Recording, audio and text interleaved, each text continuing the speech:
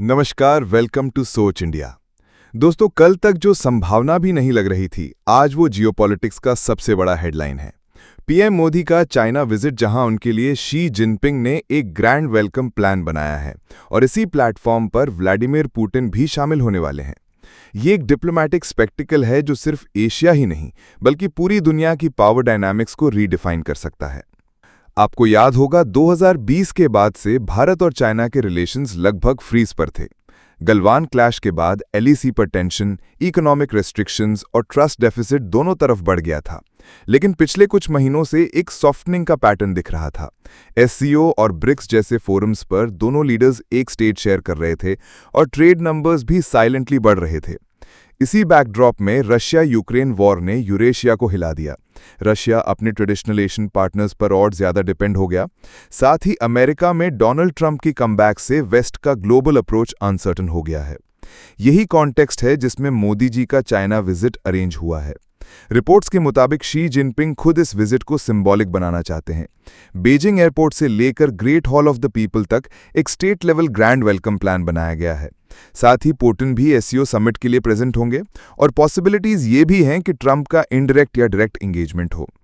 सोचिए, एक ही प्लेटफॉर्म पर मोदी, शी, पुतिन और ट्रंप, चारों एक डिप्लोमैटिक चेस बोर्ड पर एक साथ। ये सिर्फ एससीओ समिट नहीं बल्कि 21वीं सेंचुरी के सबसे पावरफुल लीडर्स का एक रेयर मोमेंट बनने वाला है।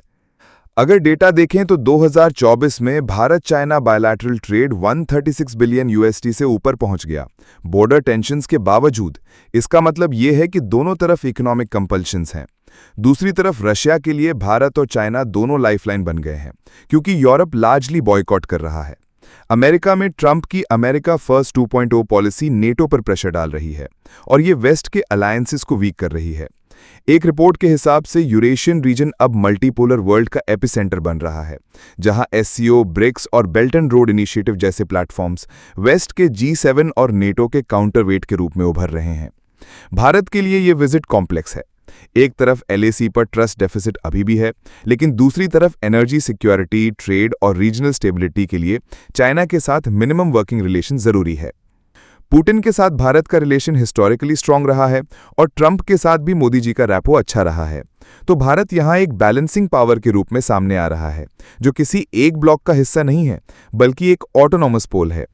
अगर ये समिट सक्सेसफुल होता है तो साउथ एशिया और यूरेशिया में एक नया अलाइनमेंट क्रिएट हो सकता है।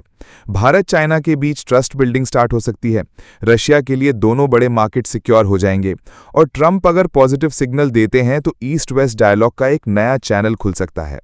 लेकिन रिस्क भी उतना ही बड़ा है।